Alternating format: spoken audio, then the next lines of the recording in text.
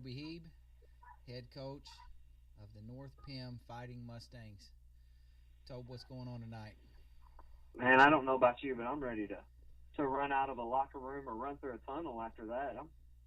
I'm ready to get going. Well, I mean, it is ball season, and what I want to remind you right now is you got heart, charisma, and a lot of skill. And don't you ever Dang forget right. that. Don't you ever forget that. So that's right. We're going to talk some basketball with my good friend Tom MEYER. Tom is also known as SWISH MEYER from the MoSports.com fame. Everybody calls him Swish, but for those of you back at home in southeast Missouri that don't know Tom, probably most of you, he is what I would call like the Al Jackson of St. Louis. He knows everybody. He knows every team, every coach. If you want to know about a player in St. Louis or a team in St. Louis, yep. Tom is the man. And I actually met Tom years ago at Three Rivers College. Tom was down there watching some games on a Saturday. I think it might have been a camp or something. I don't remember who was playing, but it was at Three Rivers College, and Tom was down there to watch a freshman named Tyler Hansborough play.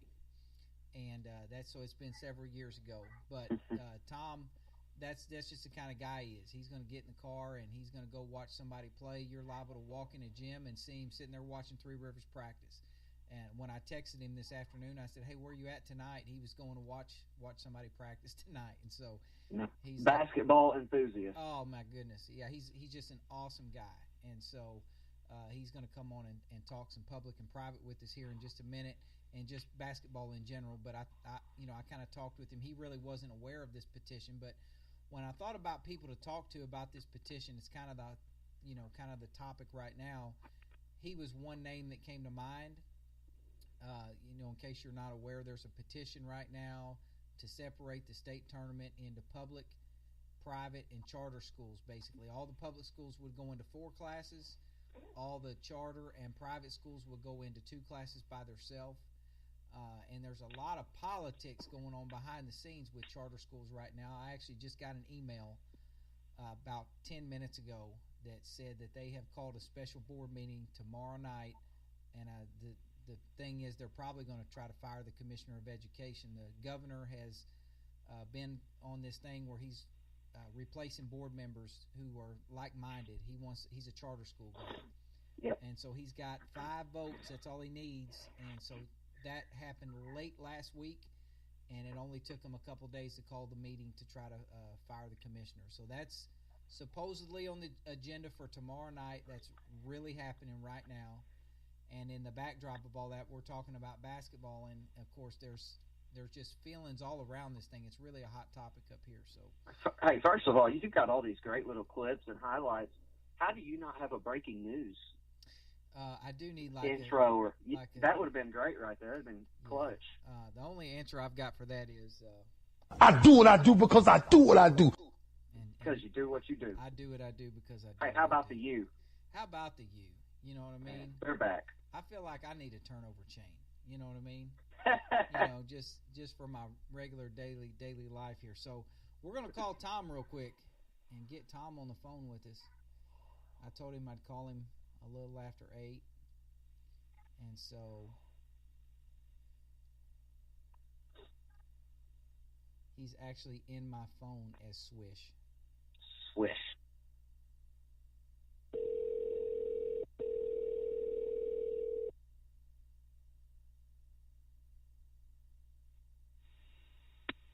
Hello. Hey, Tom. What's up? Hey, it's David Heeb. How you doing? All right. Hey, I've got you on the phone here. It's me, you, and my brother Toby. Toby's the head coach down at North Pim, and we're just going to talk a little basketball if you got a few minutes. Yeah, beautiful Steele, Missouri, huh? Yeah, well. That's South Pim. That's South Pim. Yeah, we're Wardell, just a little bit north of that, but you're really close. Yeah. Yeah, so real quick, we were talking before I called you. I actually got an email about 10 minutes ago that said that they've called a special board meeting tomorrow night with the State Board of Education with the intent, I think, is going to be to fire the Commissioner of Education. There's a huge charter school push right now coming from the governor's office in Missouri Holy cow. And so, like, that's political, and I don't want to get too much into politics, but it does kind of, I guess, kind of color the argument about this petition that's going around also, because you got some hurt feelings over the charter school stuff, and so now this petition has come out saying, well, let's just separate the state tournament into 4 public school only classes and then 2 classes for the charter and private schools alone. So yeah, I did my research on that. Okay.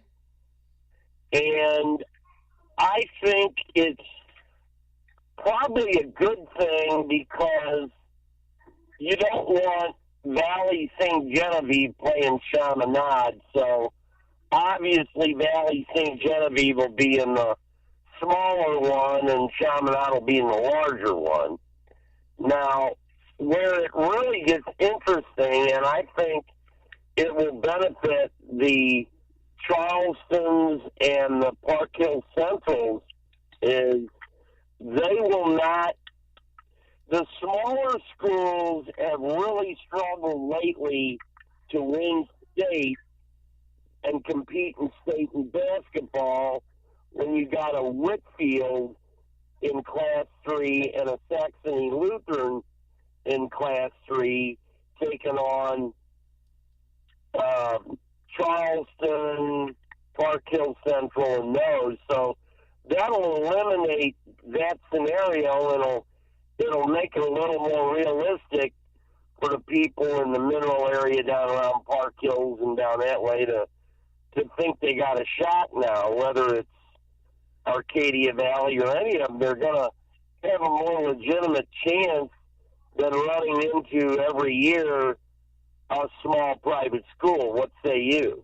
Yeah, well, I think that just me personally, I'm a competitor. I want to beat everybody. Okay, so like I would want us all to go into one class. That's just me, or maybe 2. I just like to compete. But on the other hand, I've never been in a situation that the Park Hills and those people are in, where I've got knocked out by a private school, a charter school, whatever. Oh, believe me, yeah. So I understand it. I see both sides. My thought would be, this was the idea that I had after I talked to the superintendent that wrote this petition. We actually had him on our podcast the other day, and he kind of gave his reasoning behind it. And then after listening to him and really thinking about it for a day or two, I was like, well, if we're going to do this, I would be interested to hear what some of the charter and private schools think, because one thing that's developed in the last 10 years is the affiliate membership. That used to not be a thing. So, my thing is, if you're going to take them out of the quote unquote regular state tournament, I think you may see more people do what like a Westminster Christian's doing, where they just go. They can play mission schools now, but they're just not in our tournament, and they go play as many games as they want to go play. I think you may. It's kind of like a be careful what you wish for thing. If you remove them from the tournament, they really can do whatever they want at that point. So because they're only playing each other, and I would say if you're going to do that, I would say let them. Why does it have to be 4 public and only 2 of the on the other side? Let them come up with their own tournament if we're going to make them have their own tournament. Yeah. I don't know if you're aware of what happened here, but Kirkwood will not schedule or play any Metro Catholic schools in any sports. Really? I'm not aware. Tell us the story.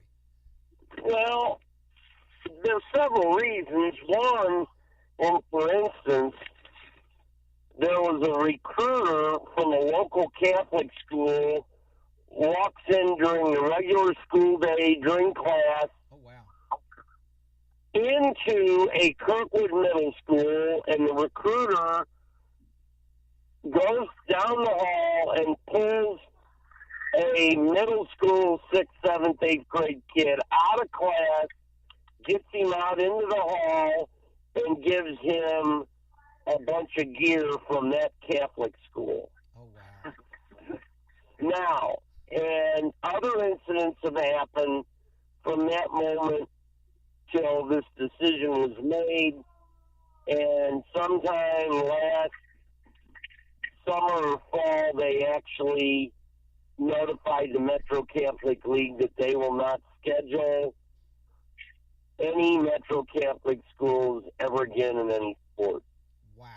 That, and see, that's a great take, and that's why I call you, Tom, because you have the scoop on everything in St. Louis. Well, it happened. I think a lot of people in the outstate regions, like the gentleman that wrote this petition is from Norwood. Okay, it's a little school down in the sticks down there. I'm up here in the middle of nowhere, outside of Columbia. We're in a metro area, but we're a little bit outside of town.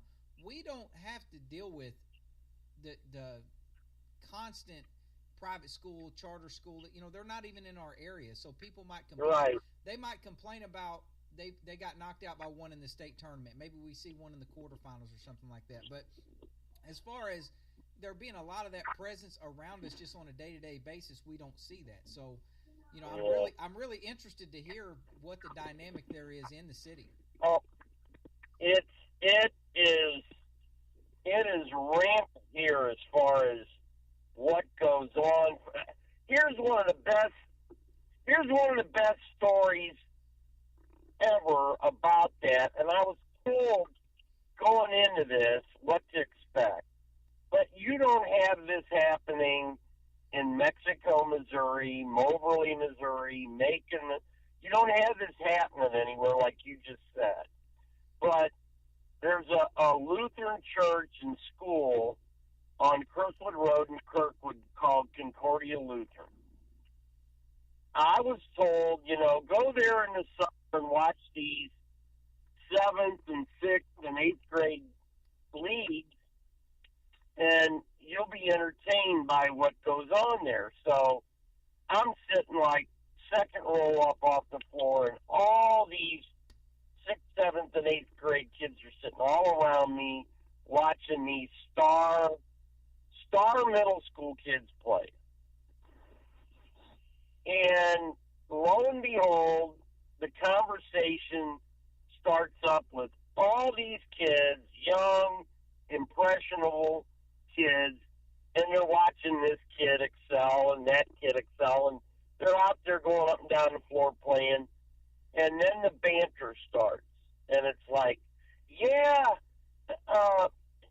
going to Chaminade probably.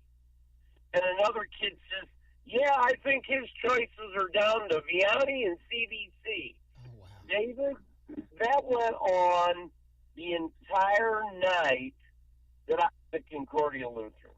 And none of those kids said, boy, I really want to go to Kirkwood, or boy, I really want to go to Webster Groves, or I think I'm just going to go to Lindbergh. None of that ever discussed, David.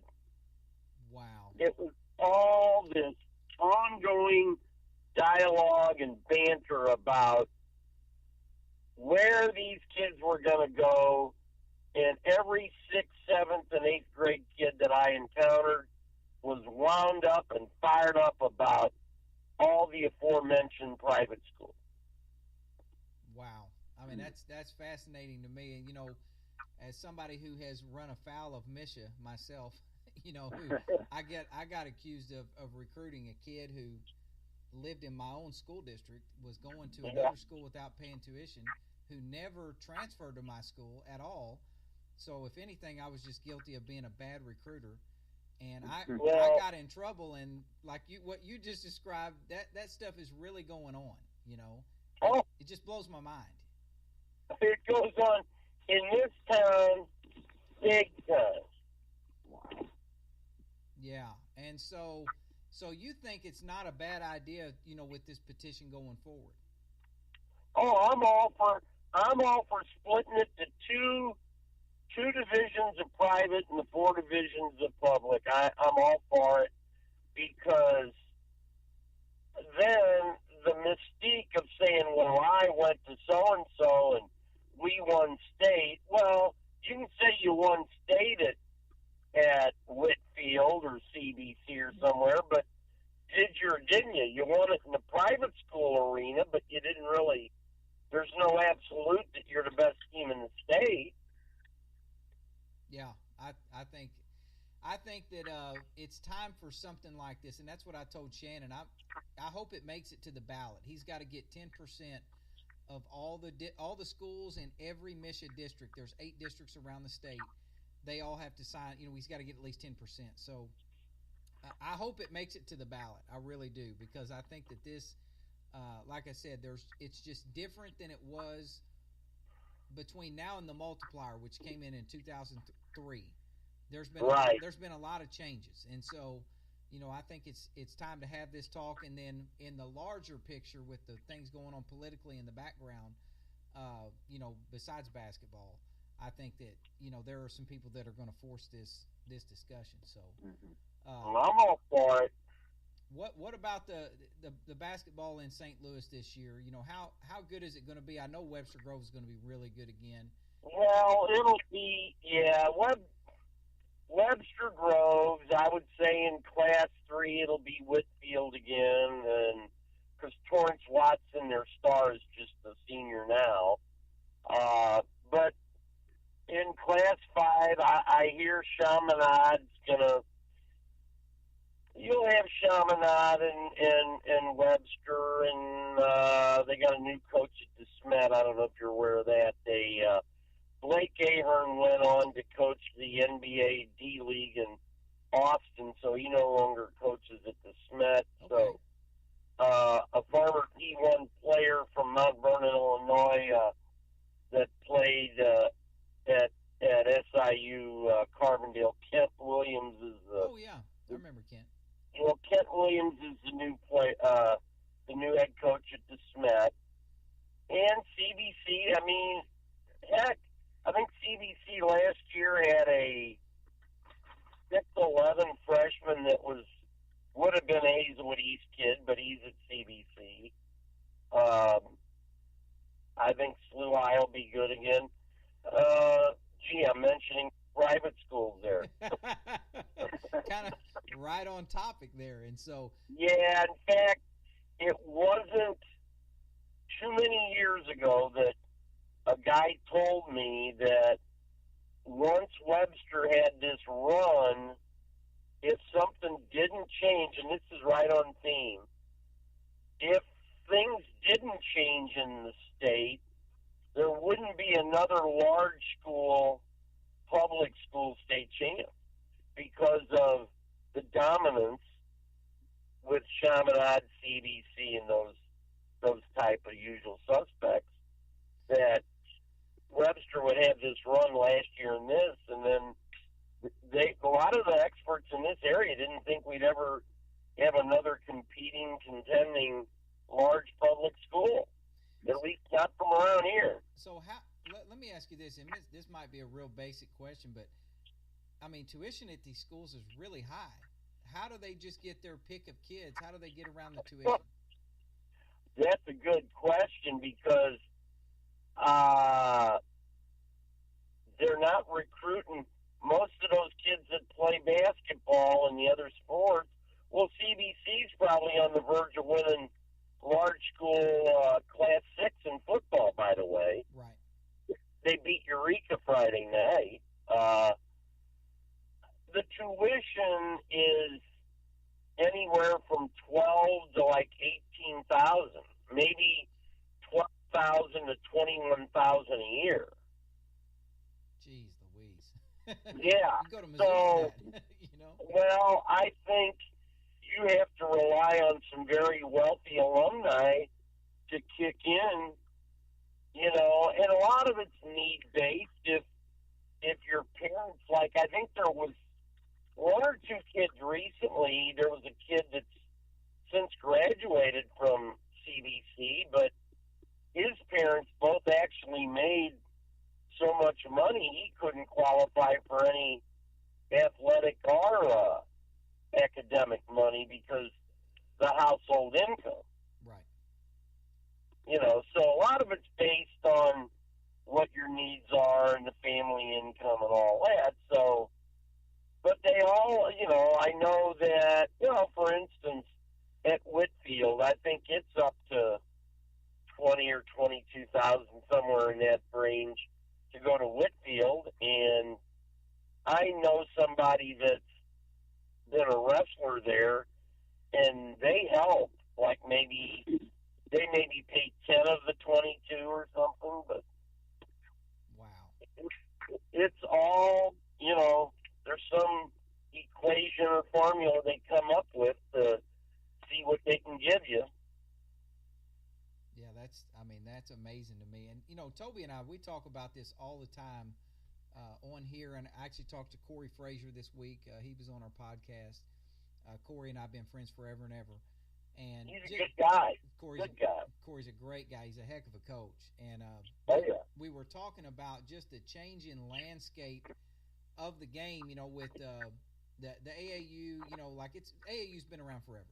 I remember sitting courtside with you watching games in St. Louis, and it's been there forever. The skills trainer thing has been there forever. There's kind of it's more popular now. But Toby and I talk about this all the time, and I know he wanted to ask you a question. Toby, I'll let you ask it, but just about how you've seen that change in St. Louis. Yeah, what I was curious about, David's told me how much you know about basketball and how much you've seen and watched. Just how has it changed over time? Like, what was it 10, 15, 20 years ago versus now? The style, the kids, even the kids' mentality. Like, now the skills training is very popular where kids are going working out with skills trainers and doing AAU and maybe less time with high school. Like, how has all that kind of evolved? Well, I know that anymore it with high school coaches, I don't know how much skill development a high school coach has to mess with, because if the kid and his parents are serious about it, you guys hit on that skill development thing, and so many kids work on it year round. And the big thing is, years ago, you had a lot more 2 and 3 sport athletes. Mm-hmm. So the biggest transition I've seen over the years, in the last 20, 30, 40 years anyway, was you used to have a lot more kids that still didn't have their basketball legs under them at Christmas. It'd be sometime mid-January to where the football players were really into basketball condition. But nowadays, it's almost like, unless it's a small school where they share athletes, like at Kirkwood, Coach Gunn has to deal with every year the Turkey Day game, which is Thanksgiving.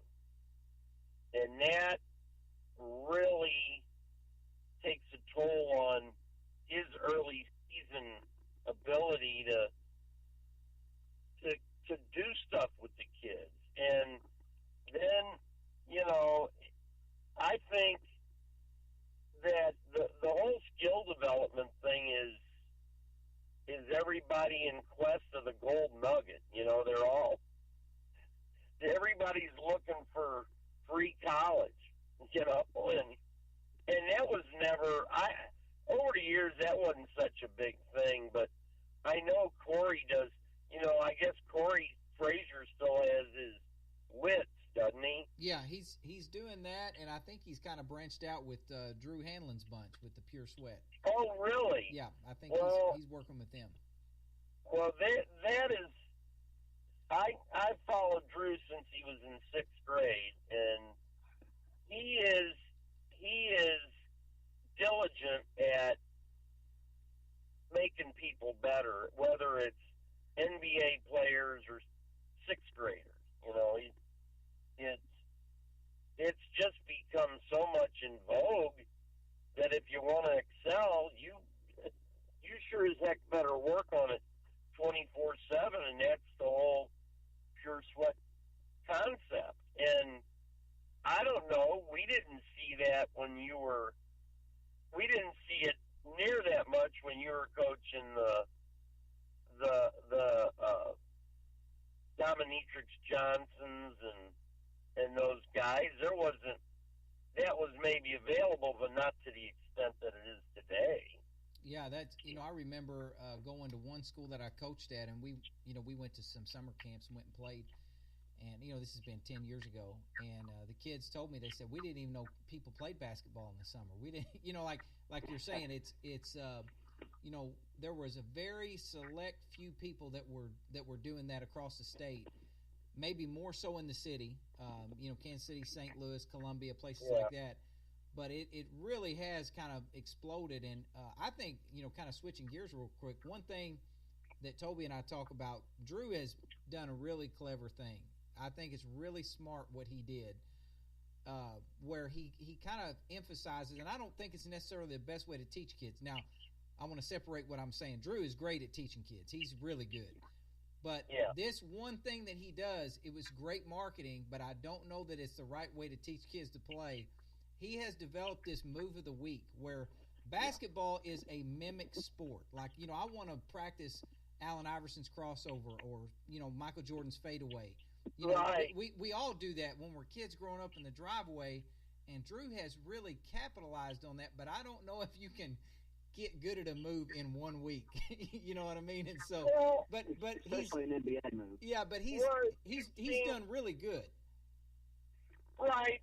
My main concern is with some of the stuff he teaches, the players in the NBA will actually get by with those moves, and there won't be a violation called. But I got to tell you, there are high school basketball officials around here that will call, they'll call traveling or whatever the call is. They may call that. Right. And it's great that you teach all that, but and if you follow Facebook at all, I know a lot of basketball officials that will put a post on there showing the video, and they'll all comment. They'll say, "Well, that's 3.5 steps." Exactly. There was actually that exact case. The officiating crew in Southeast Missouri is called SEVO, and they all go through that. And there's a Facebook group with coaches and referees, and they had a Kyrie Irving move put on Facebook, and everybody said, "Is it a travel or no?" And all the officials got on there and said it was a travel, which I didn't think it was a travel. It was one of those kind of side hops that you see somebody like Drew or a skills trainer teach, and that's an advanced move. But like you said, a lot of high school officials are going to call that, mostly because they're not used to it. Well, first time we all saw Euro step. Well, I'm glad you brought that up, because here's a name that you and your brother will both remember. There was the kid from Essex, Richland, Sharon Cole. Oh, yeah. Yeah. Well, let me tell you what happened to Sharon. He had patented his own jump step back 10, 15 years ago, okay? So all year long, the boot heel officials, Southeast Missouri, they allowed that move. And he got a lot done with the jump stop, okay? He got the jump stop and was very successful, got a scholarship to UMSL. Well, in the state play, he played in like a sectional, a quarterfinal or something. He got called, gentlemen, for 13 travels. That was the quarterfinal against Stoutland. I can tell you who it was. Yeah. That is Eric Henry's story too, right there. That is the exact. You are correct. It was a quarterfinal against Stoutland, but it was not with any SEMO official. That's right. They played that game in West Plains. Yes, that's where it was. Yep. It was in West Plains, and he got called for like 13 travels. Something ridiculous like that. Yeah, they lost, and it was a close game. They lost a close game even with that, and they probably should have won a state title that year. They were loaded, just loaded. Yeah. And so yeah, that's that the skills training, part of it. How much of what we're teaching? My thing is always, if the kid's not a great shooter yet, and he's not mastered some basic things. Let's keep it simple, especially for young kids. Yeah. But I do respect, like I said, the marketing aspect of what Drew's done. And then if you look past the move of the week mentality, I just don't like that mentality. If you actually watch what that guy's doing when he's teaching, he's incredible. Like I'm a big Drew Hanlon fan. So. Oh yeah. Well, yeah. Let me tell you something. He didn't major in entrepreneur. His major at Belmont University was entrepreneurialism or whatever. Yeah, so he could teach a class become on an entrepreneur. He could. I'm friends with the superintendent or the former superintendent at Webster Groves, and she told me a story that Drew got offered a job by the Lakers a year ago and turned it down. And I said, man, you're doing good in life when you can turn a job down from the Lakers. How about that? Yeah, that's when you're doing well. So, well, Tom, we appreciate you coming on. We'll have to do this again. Oh yeah, I'm available anytime you want to. Just let me know, and I'll make myself available for you guys. Okay, and hey, when I'm coming through St. Louis, me and you got to go to a game together. We got to hook up a little bit last year at the state tournament, but you never did take me out to eat, so you owe me one. I'm ready. It's on me, man. Okay, we'll be in touch. Thanks, Tom. All right, gentlemen. Okay, take care of it. All right. That was Tom Meyer, the famous SWISH Meyer, and SWISH so Meyer. Awesome insight there. man, that guy, I'm telling you, it's guys like him. I'm going to give you three guys who I'd love to sit at a game with. Tom Meyer, of course, Al Jackson. Al Jackson, our fans back at home know. Al knows. You could sit and be talking with Al about basketball, and all of a sudden he goes into a story about something that happened in 1983. And I mean, or why the uniforms are the colors that they are. Yeah, those are my favorite ones. Like the history of the school stories and how their colors used to be orange, but they changed it because like who knows that except Al Jackson. Right. Al Jackson. And another one of my favorite guys to sit at a game with is Al Jones. Al Jones is also a Boot Hill guy, and he was a reporter for years and years, and he's another guy, just a basketball junkie, and so love sitting and watching games with him. So real quick about what Al was just talking about, or I'm sorry, about what Tom was just talking about. I'll let you kind of sound off there. Yeah, I think he made some great points about the private and public debate. I'm back and forth on it. Like you said, I'm just a competitor, and I think if you're good and you want to win it all, you've got to go through everybody. I've always hated when they've talked about splitting this up based on, well, private school can recruit or whatever. You know what? Just use that as motivation to get better, or kind of like the old saying goes, iron sharpens iron. But right. I also understand it's kind of at a point now where, kid, like he's saying, the kids at middle school in St. Louis are talking about where they're going to go to high school instead of, hey, we're all going to go here where we're supposed to go. No, I'm going to go 10 miles this way or 20 miles that way or whatever. That may be an exaggeration, but, I think it's kind of getting to the point where we should either just say, hey, kids, you get to go wherever, which we kind of do between that 8th and 9th grade year, or we should separate it like they're talking about. I don't want to separate it just on the premise of now we, public school, whatever, have a better shot. Right. Well, I tell you what Ray would say. It's about winning one-on-one battles. It's about winning right. one-on-one battles. But no, I think that like I said on there with Tom, our experiences with private schools in Southeast Missouri or in where I'm at now, they're very limited. They're just because they're the number of, we had to play Cape Notre Dame.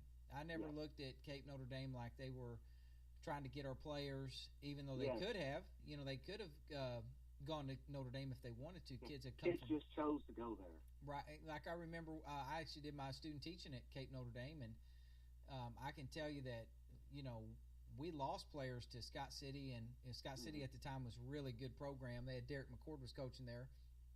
We weren't getting kids from Scott City. We weren't getting kids from necessarily Cape Central. Cape Central had a good program at the time, and so, like it was just kind of like you're going to get who you're going to get, and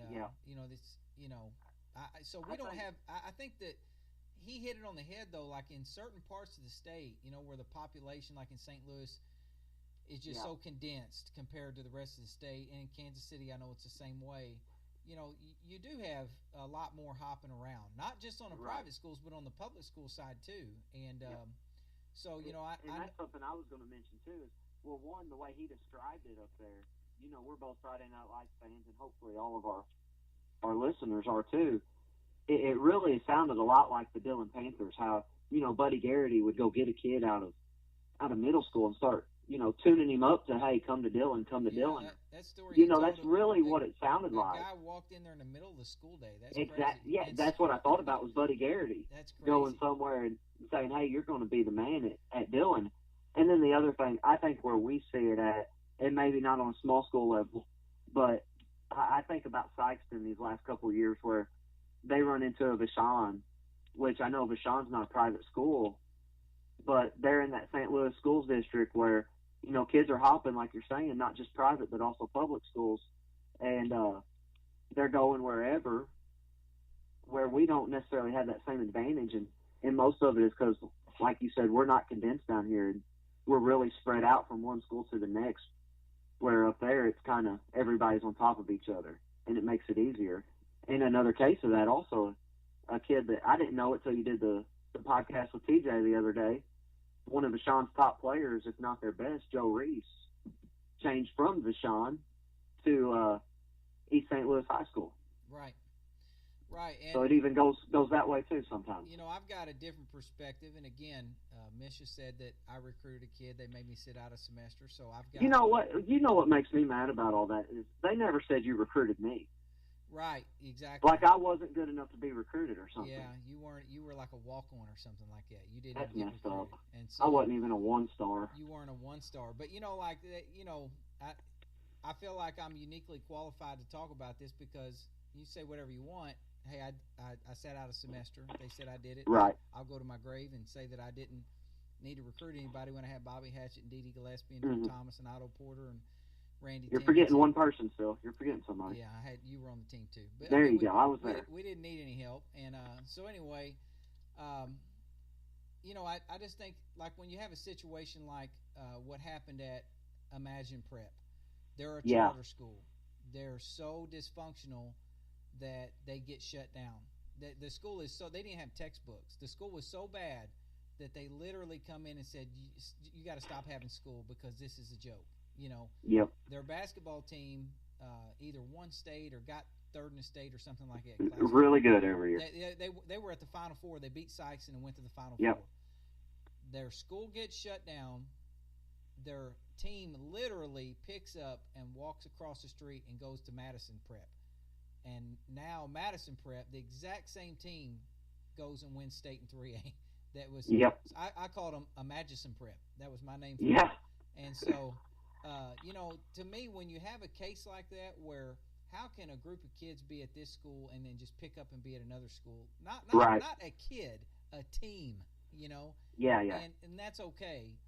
But, then we're talking about different things in other parts of the state. My point being, the issue here is not really public or private. The issue is these guys that are hopping around and people are trying to level the playing field. And this may be one way to do it. I think that when the multiplier happened, and then going even further back to the late '90s when you had the loaded teams out of Pembroke Hills with the Rush Brothers, and they ended up getting their state titles taken away because it was proven that those players were getting money. When all those things happened and there was this big outcry for public versus private back then, you didn't have the affiliate status. You didn't have, you didn't have some of the things in place. Now, I don't think it would be the end of the world to do this. And back to what I was saying before, I would even be interested to hear what the private and charter school people think, because they may want their own tournament at this point, because it may be a deal where they say, we can still play you guys during the season and we'll have our own tournament over here.